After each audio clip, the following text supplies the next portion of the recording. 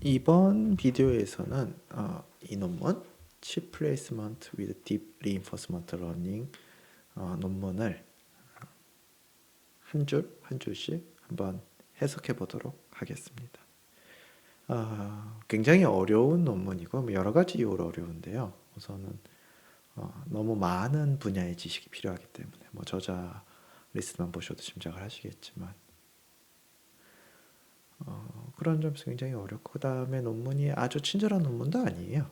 친절과는 좀 거리가 있는 논문이고요. 그래서 그리고 제 추측컨대 이거는 잘못 쓴 게 아닌가. 이게 뭐 저자가 너무 많고 이게 좀 서로 이렇게 걸쳐 있다 보니 뭐 약간의 의사소통에 문제가 있었던 건 아닌가. 뭐 물론 제 추측입니다. 뭐 그렇지 않다 이 논문이 맞다 이렇게 생각하시는 경우 이제 뭐 이제 피드백을 주시면 제가 수정을 하면 되는데요. 그래서 그런 부분도 저는 이런 이유 때문에 이게 좀 잘못된 것 같다. 뭐 그런 얘기도 좀 드릴 것 같고요. 오탄 것 같다. 그래서 한번 보도록 하겠습니다. 이게 이제 우선 이제 이 논문을 이해하려면 이제 PNR, Placement and Routing이라는 이제 개념을 이제 알아야 되는 건데요. 어, Placement and Routing,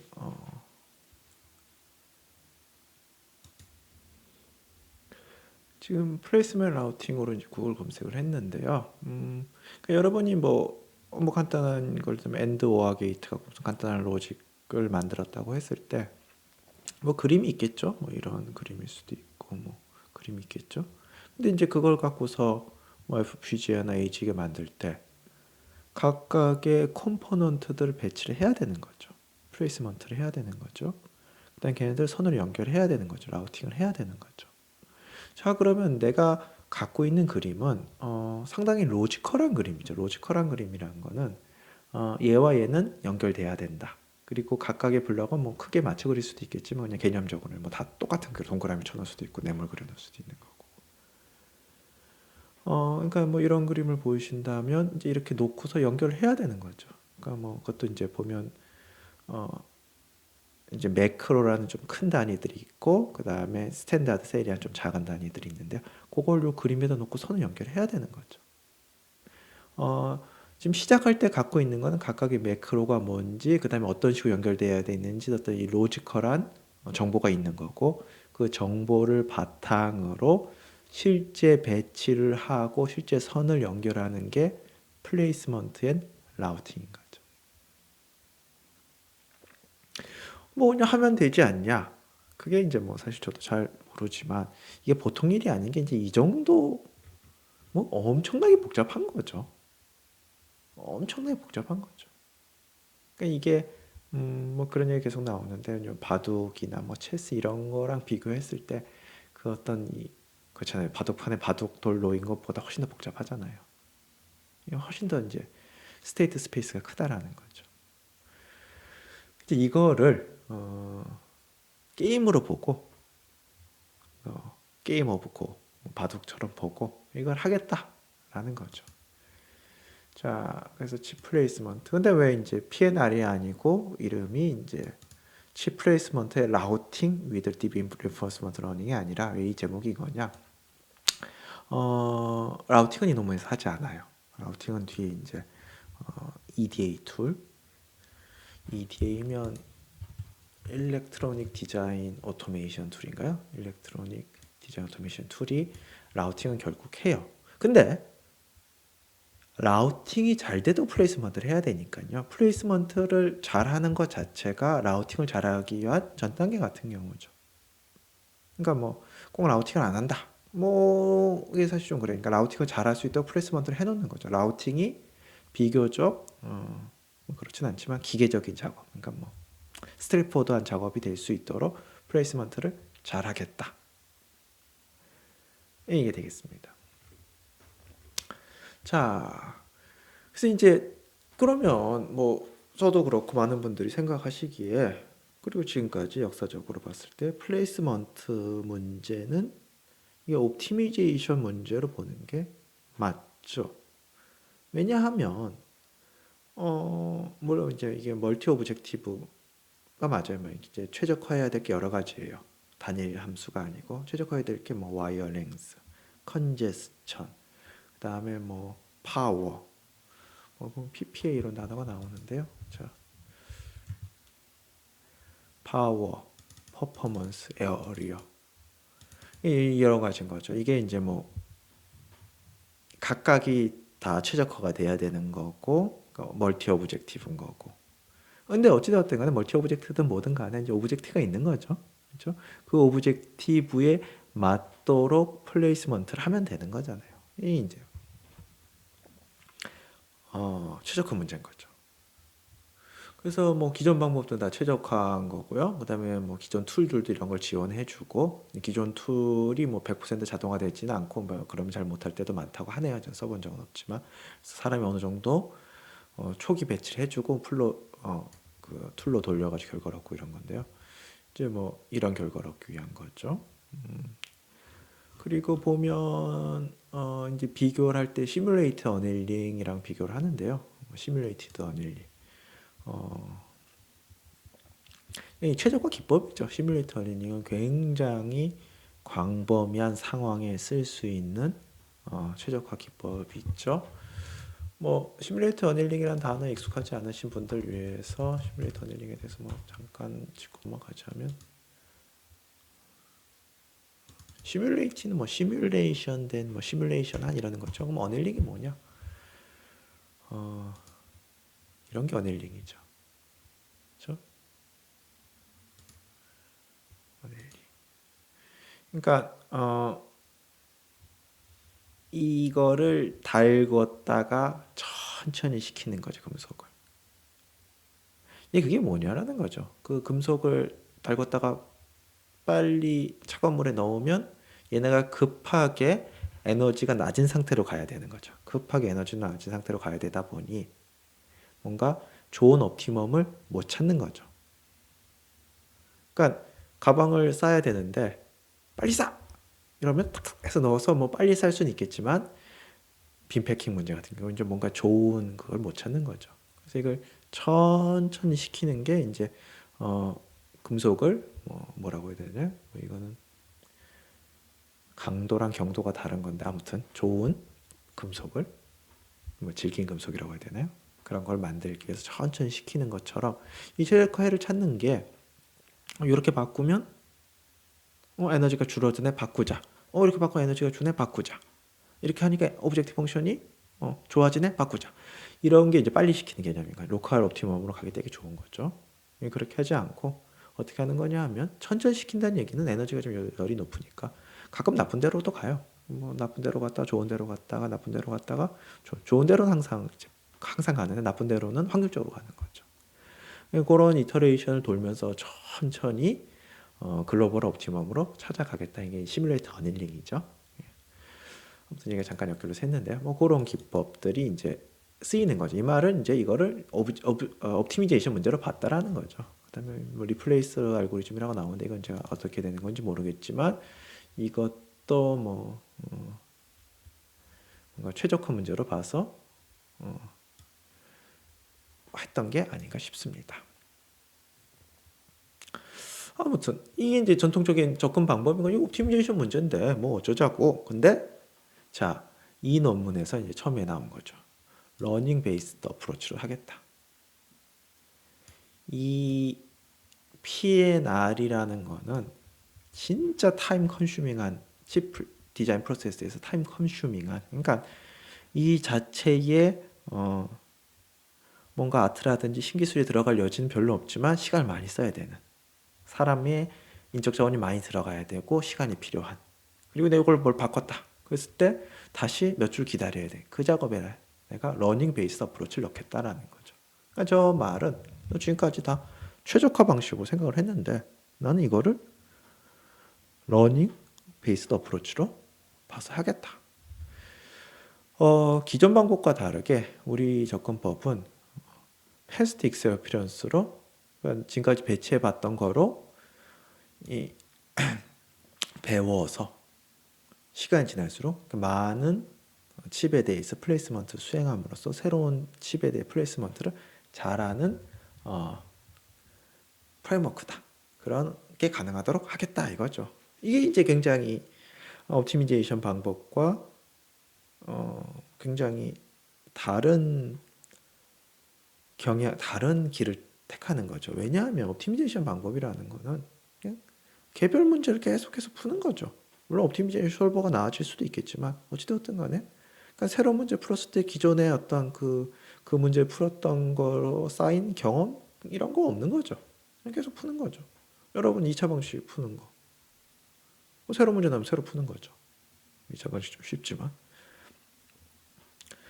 근데 이제 이 러닝 베이스드 방법은 칩을 내가 하나 플레이스먼트 하고 다음 칩을 할 때 좀 더 나을 거란 얘기죠.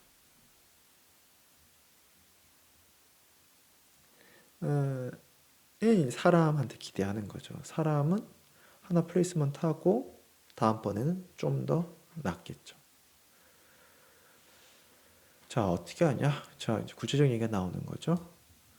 어, 여러 좀 이게 여러 종류의 칩이란 뜻이어야 될 것 같은데요. 많은 칩에 대해서 이제 배치를 하게 되면서 트레인하게 되면서 우리의 방법은 그러니까 경험을 통해서 여러 것들을 해봄으로써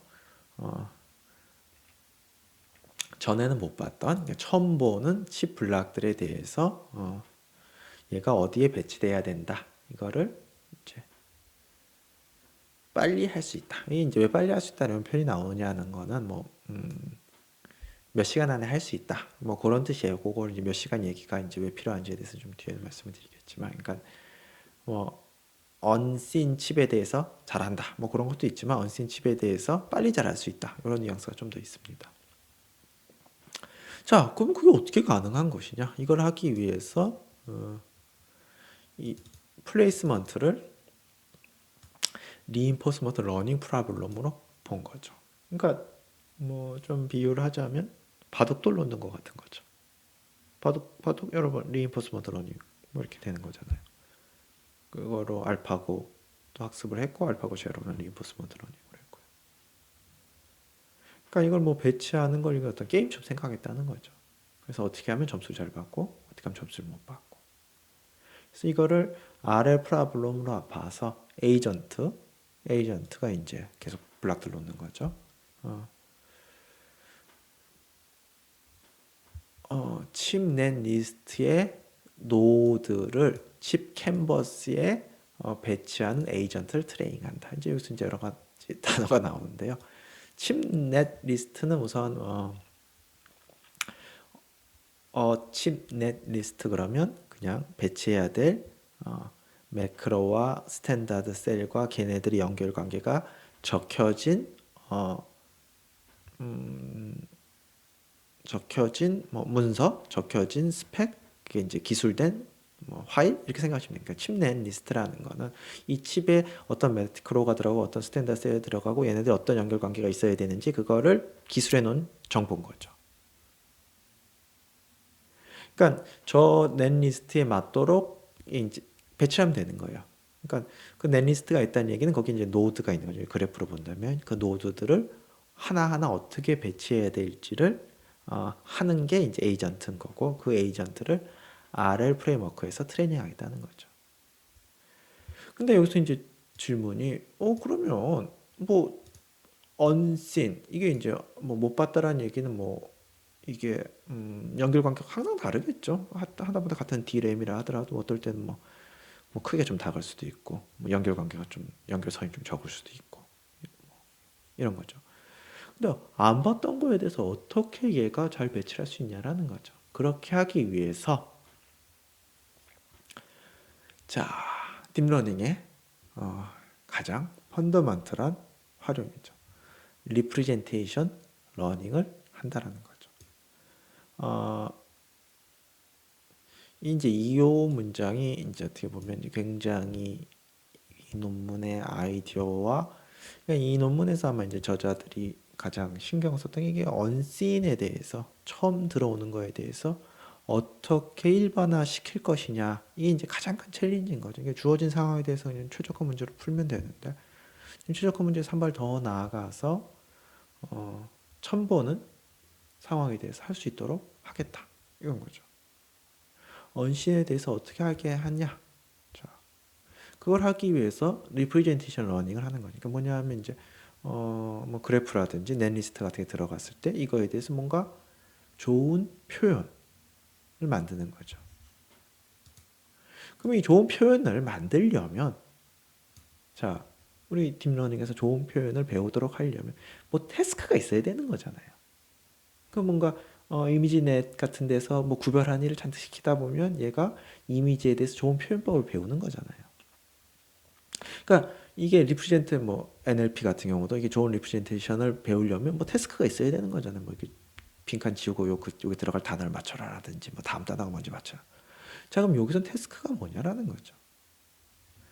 이 슈퍼바이즈 태스크를 얘한테 막 시킴으로써 이 지금 들어온 넷리스트에 대한 어떤 리프레젠테이션 혹은 지금 들어온 매크로에 지금 처리해야 될 매크로에 대한 리프레젠테이션을 배워야 되는데 그러려면 태스크가 있어야 되는데 그 태스크가 뭐냐 하면 플레이스먼트 퀄리티를 예측하는 태스크인 거죠. 그럼 무슨 말인가 하면 이 부분에 대해서 이제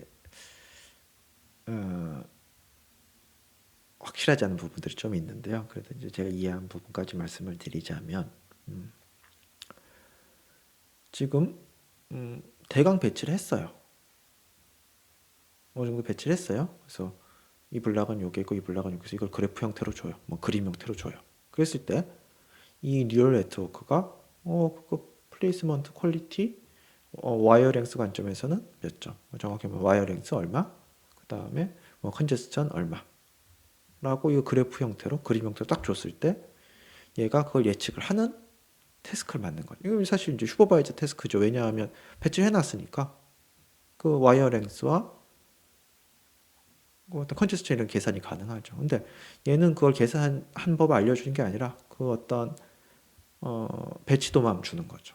그랬을 때 얘가 계속 그걸 풀어야 되는 거예요.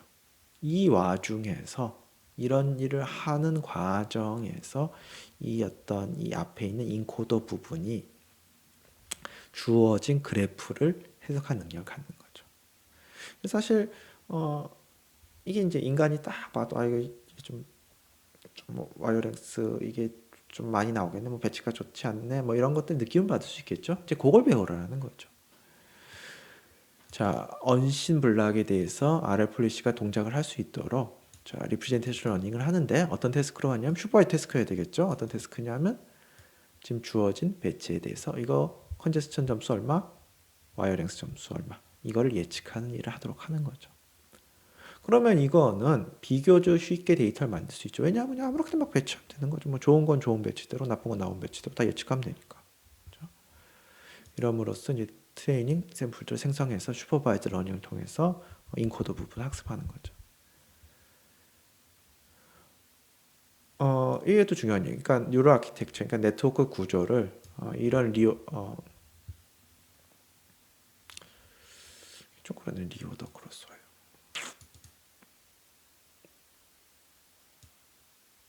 이 부분이 사실 좀 그런 거예요. 리워드라고 해야 되냐면 플레이스먼트 퀄리티라고 해야 되니까 이 제 지금 생각은 그렇습니다. 이 플레이스먼트 퀄리티와 리워드를 좀 인터체인저블하게 쓴 것 같아요. 방금 전에 플레이스먼트 퀄리티를 예측한다고 그랬고 여기서는 요 리워드가 요거를 이제 얘기하는 것 같은데 아무튼 여러 종류의 넷리스트와 여러 종류의 플레이스먼트에 대해서 저 퀄리티에 대해서 잘 예측하도록 그냥 아무 뉴럴 네트워크 한다고 그래 되진 않을 거 아니에요. 그런 뉴럴 네트워크 쪽을 잘 만들어야 되겠죠. 그래프 뉴럴 네트워크를 만들었는데 그렇게 함으로써 뭘 할 수 있게 됐냐면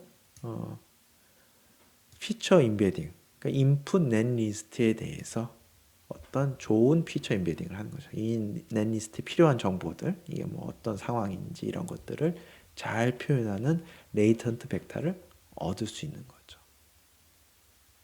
그러니까 지금 주어진 넷리스트, partially placed 된, partially placed 됐다는 얘기는 뭐 몇 개는 배치되고 몇 개는 안 배치됐다 이런 뜻입니다. 그거에 대해서 우리가 인베딩을 얻게 되면 이제 파셜 프레스도 이것도 뒤에 가서 한번 더 얘기하죠. 이 부분에 대해서 저도 좀 확실하지 않은 부분이 있습니다. 아무튼 큰 그림에서 봤을 때는 뭐 그런 내용입니다. 그거를 폴리셔 밸류 네트워크에 인코더 부분을 쓰는 거죠. 그러니까 그렇게 인베딩 된 게 폴리셔 밸류 네트워크의 인풋으로 들어가는 거죠. 그러니까 지금 넷리스트의 상황에 대해서 잘 인코딩된 벡터가 들어가니까 폴리시도 잘할 수 있고 밸류 네트워크도 뭐 잘 예측할 수 있다 인 거죠. 그리고 이게 결국 트랜스포 러닝인 거죠. 목적은 미니멀 PPA, 파워 퍼포먼스 에어류. 근데 이제 저걸 목적 함수로 삼지는 않아요. 저걸 목적 함수로 삼으려면 EDA 툴을 돌려서 저걸 값을 뽑아내야 되는데 기본이 수시간, 심할 때는 며칠인 거죠. 그리고 뭐 한 가지 재밌는 건 이거가 실제 어떤 디자인 컨스트레인트 만족했는지 봤을 때 그것도 따로 돌려야 돼요. 그리고 실제로 어길 때도 많고 그런 경우는 또 수작업이 들어가야 되겠죠. 아무튼 이렇게 해서 6시간 그러니까 뭐 트랜스퍼 러닝 빼고 한 거겠죠. 트랜스퍼 러닝 빼고 그 다음에 이제 주어진 거에 대해서 트랜스퍼 러닝 뺀다는 얘기는 프리 트레이닝 요 시간 빼고 이제 새로운 넷리스트가 주어졌을 때 그 기존 됐던 거로부터 시작해서 이 넷리스트에 대해서 잘 되는 걸 만드는 6시간 정도 걸린다. 이게 어떤 걸 만들 수 있냐면 슈퍼휴먼 또는 컴페어러블.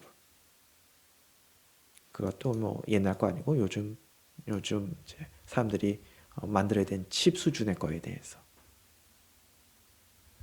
근데 이제 베이스라인은 사람이 몇 주간 해야 되는 수준의 것에 대해서. 이게 이제 큰 틀이 되겠습니다. 굉장히 이제 흥미로운 주제인 거죠. 굉장히 흥미로운 주제에 대한 굉장히 어려운 주제에 대한 애플리케이션에 대한 논문인 거고 어떻게 이 트랜스포러링이 가능하게 할 것인가?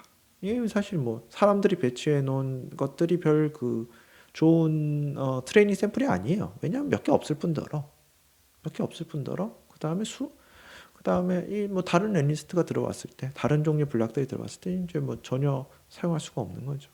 이 그렇게 하는 게 아니라 얘는 리프레젠테이션 러닝을 그냥 매크로와 뭐 아무렇게 막 배치를 하는 거죠. 그리고 이거 보여주고서 이거의 점수 예측해봐. 이 게임을 막 시키는 거죠. 아무렇게 막 배치한 다음에 이거 물론 잘 배치한 것도 있어야 되겠죠. 점수 예측해봐. 이 게임을 잘하는 걸 미리 만들어 놓고 그 인코더 미리 만들어 놓고 그 인코더를 밑에 놓고 폴리시와 밸류를 붙여서 전체를 트레이닝 함으로써 뭔가 일반화 성능을 가진 에이전트를 만드는 거죠.